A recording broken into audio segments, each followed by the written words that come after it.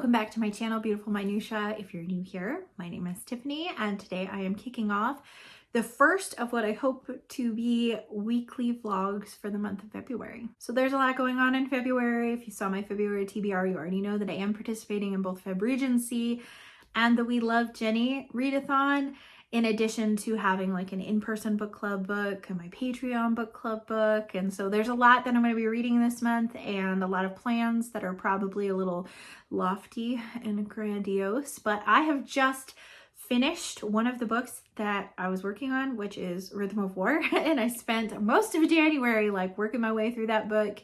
So I finished it, and so today is February 4th, Sunday, and I finished Rhythm of War yesterday. So I'm kind of like at a clean slate, and it felt like this was the perfect time to start this vlog. The one book that I am carrying throughout the month will be The Pickwick Papers, and I'm not really going to talk about that too much because I'm reading a chapter of that every single day, so I'm not too worried about that, but I will maybe pop in and share some things about that here and there. But I am starting 2 new books today. I decided I was trying to figure out which ones I wanted to start first, so I'm starting When the Day Comes, and this is actually a Christian fiction that is kind of a romance, kind of historical fiction, and also kind of sci-fi because it involves time travel with a girl who I think she lives in 2 different time periods. Like she falls asleep in one time period and wakes up in the next, and when she reaches a certain age she has to decide which time period she wants to stay in. So very intrigued by this one.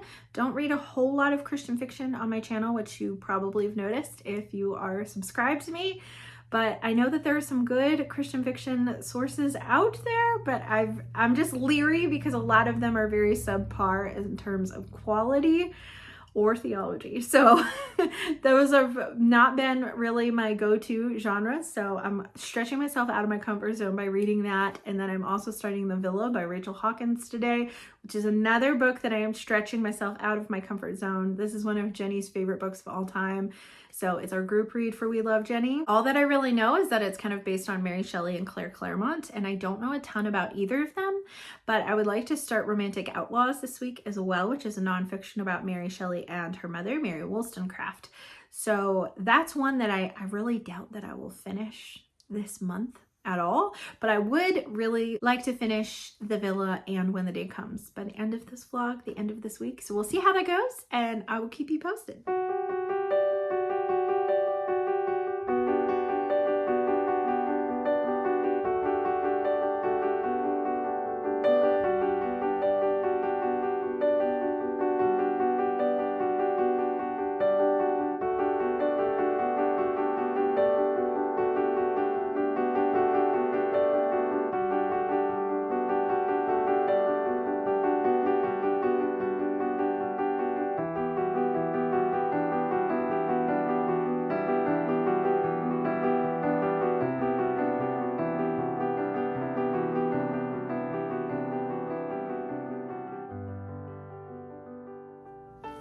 Hey everyone, it's now Tuesday, so I've actually made a lot of progress in reading, so I'm coming on for an update already.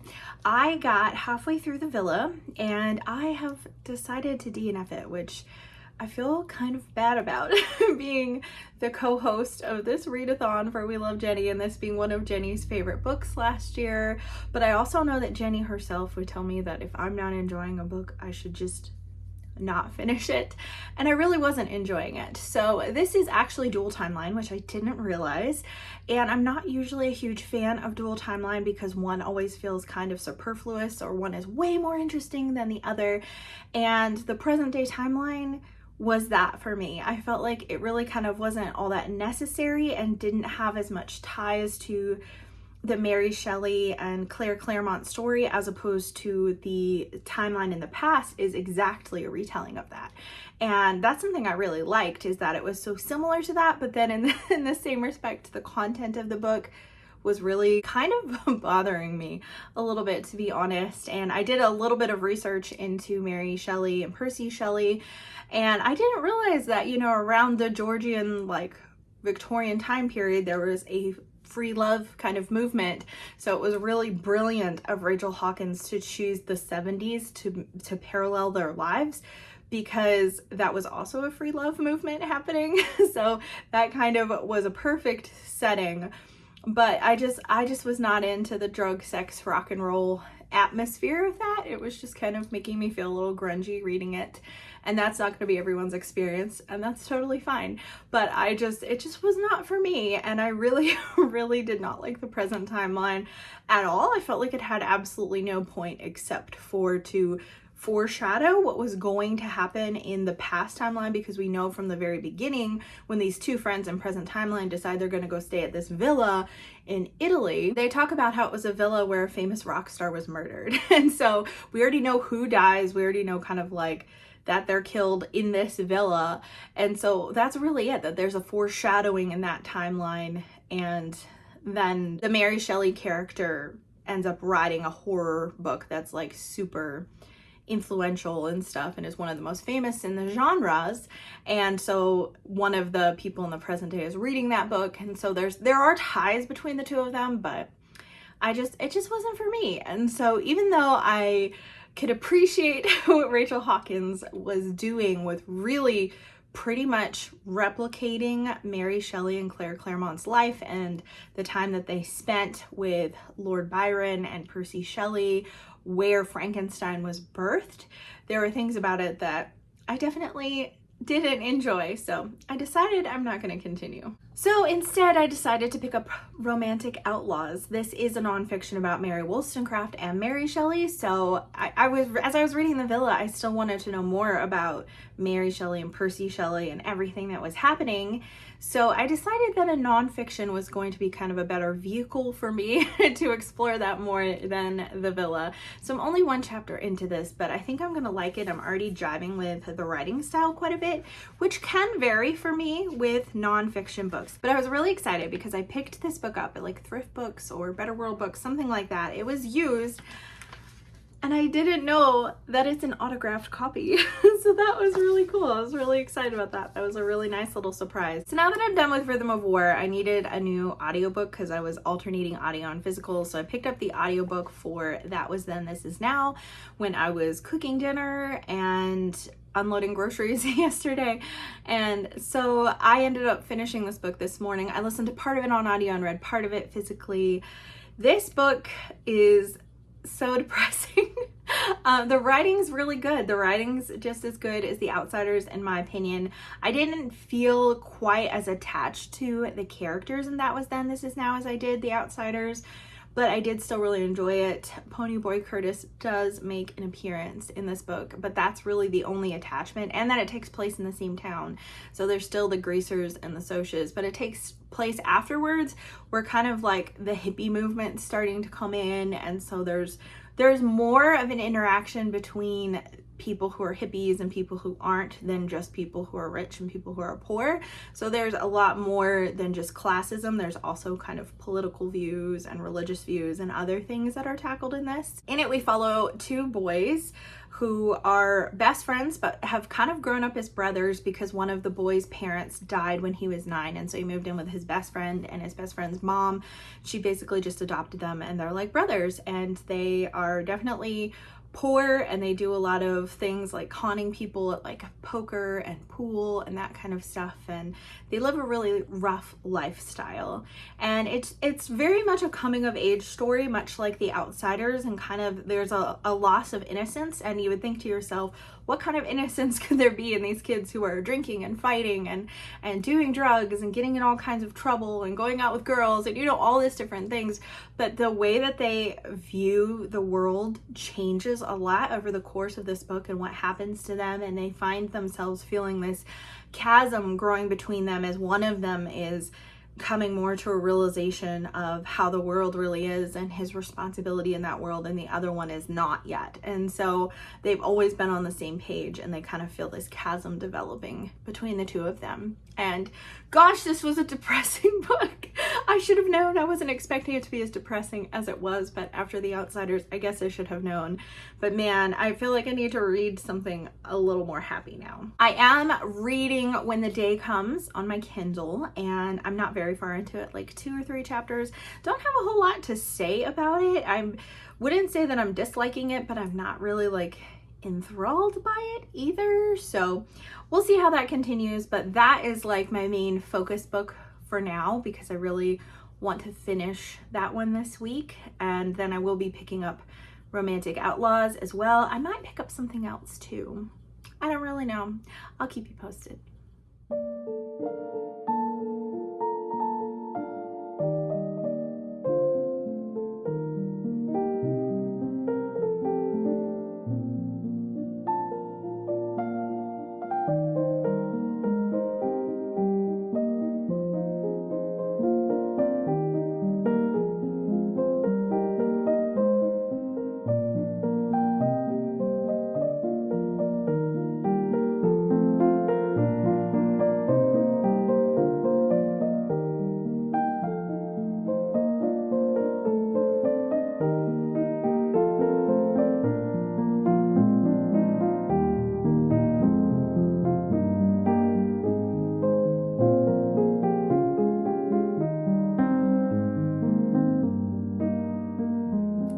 Hello, it is now the end of the week, so it's time to wrap up this vlog. It's Friday, so I have finished another book.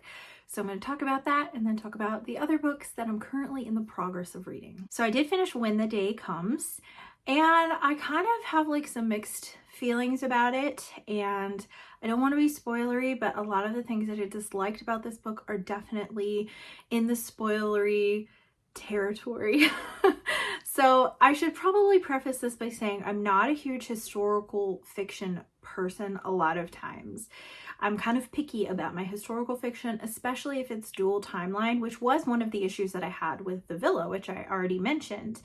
And I didn't have an issue with the dual timeline in this book because since it's the same person, it all feels very relevant.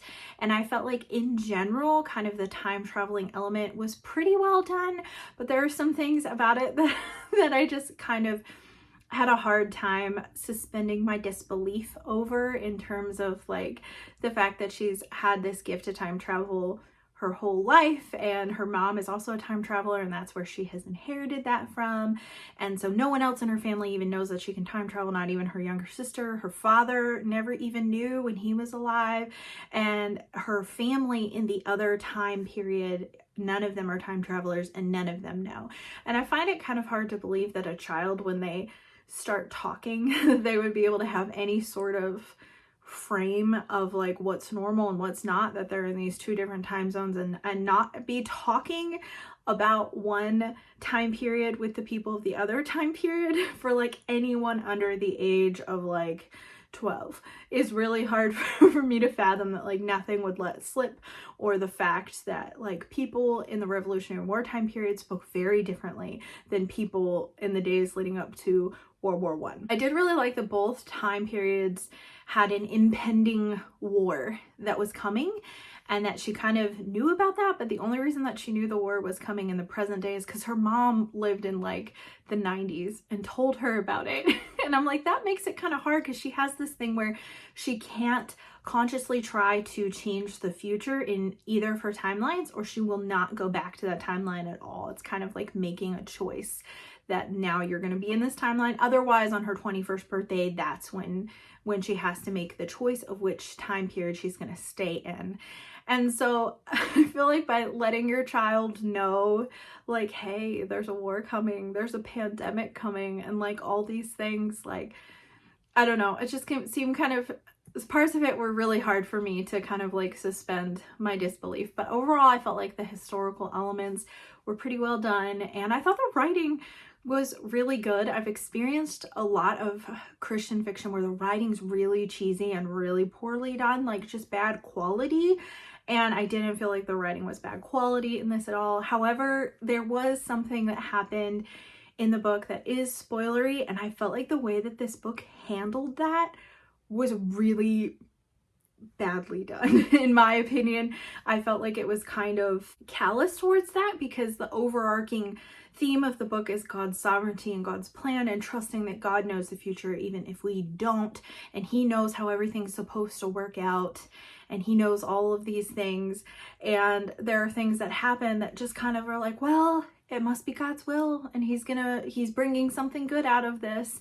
And I do believe that God can bring good out of horrific, traumatic, difficult things. but I felt like it was kind of tritely talked about, where kind of the depth of what someone was going through felt kind of glossed over, in my personal opinion. And maybe they just didn't want it to feel very gritty because it's Christian fiction. That may have been why they chose to go that route. And then the ending, I felt like was just too perfect with a bow.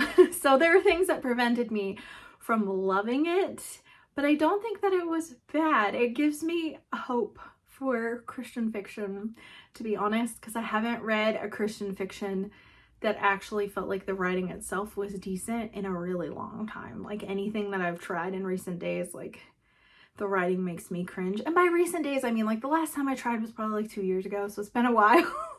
But I just got burned several times in a row and was just kind of like, I think I'm gonna go back to classics because I really like the depth of language. And this did not have that depth at all because it is a modern written book written within the past couple of years, so it definitely didn't have that depth. But I did think that the writing itself stood against some other historical fiction that I read in recent days. I've already mentioned, but I am still reading Romantic Outlaws. I love this. I have been alternating physical, Kindle, and audio on this. It's not my sole read, but if I want to read it at night, this is a big book, so I do it out on Kindle so I can be lazy and just read a lightweight Kindle. It's kind of nice for that. But I also have been listening to it when I've been cleaning and different things like that. And like, my goodness, I am just inhaling this book. I'm already, according to the audiobook, I'm already like 18% of the way through after only reading it for a couple of days. And so I'm just really enthralled with the history behind Mary Shelley and her mother. And I see why they had kind of the more progressive views that they did in terms of thinking like marriage is outdated and stuff, because marriage was used as something to entrap women and treat them like pieces of property. And the marriages that they had viewed were horrific, and women were stuck in abusive and horrible situations until they died, basically. And they had no other option and no freedom, no ability to own property, no independence of any sort. And it's like, well, I can see where that would cause you to kind of swing to this other extreme in that. I have heard that most people either end up really liking Mary Shelley or Mary Wollstonecraft one more than the other. And I'm not far enough in the book to say, but I really do love Mary Wollstonecraft, Mary Shelley's mother, because she ends up opening this school for girls because she believes girls deserve an education just as much as boys do, and they need it just as much as boys do. And that was so revolutionary for the time period, in addition to the fact that when she's doing that and when she's a governess, she tailors the children's lessons according to their interests, seeing each child as like their own person with their own giftings and their own abilities and their own interests. And I'm like, how very Charlotte Mason of you. As a Charlotte Mason homeschooler, my gosh, I love her educational philosophy. I have also started Last of the Talons by Sophie Kim. So this is a YA fantasy that's rooted in Korean mythology. It's also billed as a dark romance, so I don't really know how I'm gonna feel about that element. I'm pretty sure it's gonna be enemies to lovers. There really hasn't been much romance in it so far. I'm about 100 pages in, so it's about this young girl whose name is Lena, and she is the assassin for this group called the Talons, and she's called the Reaper because she's so good at being an assassin. And we don't really have all the details at this point in the story, but essentially we know that some sort of crime lord comes in and kills the entire gang except for her, and kind of takes her as a prize, and she's forced to do his bidding. And then she ends up in this situation where she has been forced to steal this tapestry that belongs to the Dokebi. I feel like I'm saying that wrong because I haven't looked up the pronunciation, but they're essentially like these supernatural beings, kind of like goblins. They're compared to goblins in terms of like their intelligence and their conniving, but they're like gorgeous looking humans, like almost more like elves the way that they look. So they don't look like the stereotypical imagining of a goblin. And so because she's stolen this, the emperor captures her and says basically, you have 2 weeks to kill me or I will kill you in retaliation and punishment for you stealing this tapestry. And he's also got like her crime lord boss there as well, because he's the one that made her do it. So he's not going to be like without punishment, but because it wasn't of her own volition, he's giving her an out by finding a way to kill him if she's really as legendary as everyone claims that she is. Of course, since he's a supernatural being, this is going to be no easy task. And it's really interesting. I love books about mythology, and I love anything Korean, so this is kind of like itching that for me in both respects. I don't really know how I'm gonna feel about it as a whole, because I have a feeling since it's a YA, it's gonna have some tropes that I just roll my eyes over, but overall I am enjoying the story so far. I'm enjoying the mythology. I really like Lena. She's very like plucky, and she really loves her little sister, and a lot of the things that she's doing is to protect her little sister, because people know that that's her weakness and they're threatening her through that. And so it's interesting, and I am enjoying it. I will put a disclaimer out there that it has more language than I anticipated.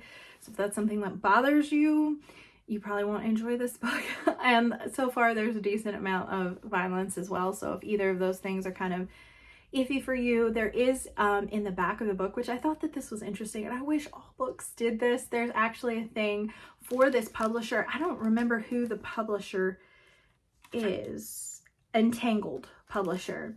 And in the back, it actually has like a thing in the back with kind of like a disclaimer of like, hey, if these things bother you or are triggering to you, just so you know, they're here. And I'm like, I wish that every book had that.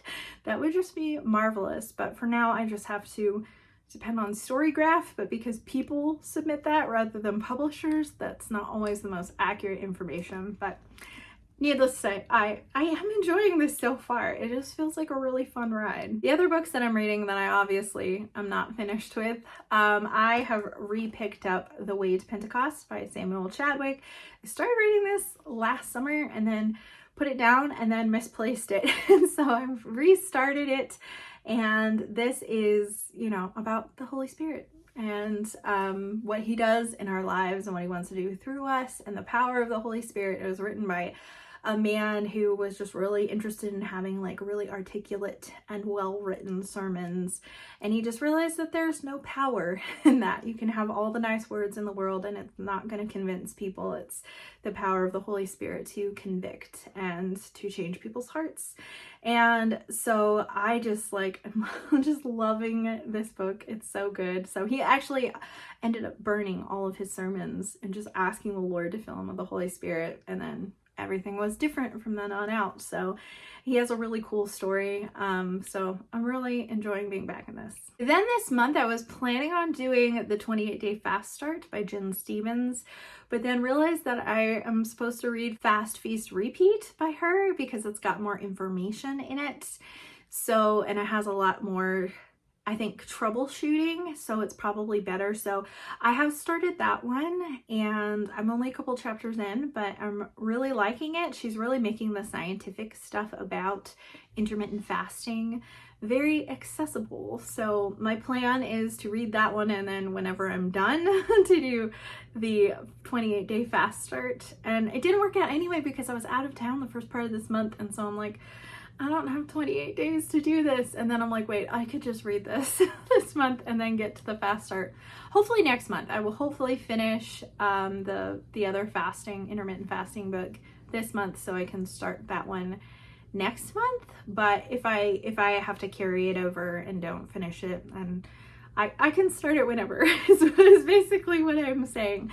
So I'm not too concerned about it. It's a very heavy nonfiction week for me, which is not the norm, but I have 3 nonfictions on the go right now, which is kind of cool. I don't anticipate every reading vlog of this month to have the same level of me finishing multiple books a week, but we'll see. That would be nice, but I don't really know, and that's probably not my plan.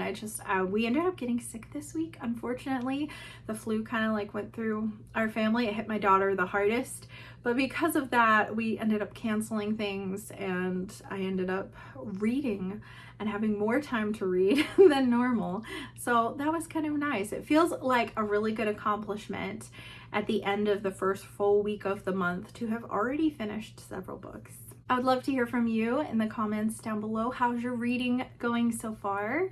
Have you read any of the books that I read in this vlog? And if so, I would love to hear your thoughts. Thank you so much for watching. If you like this video, please hit like and also subscribe so you can continue to see more bookish content from me, and I will see you again next time.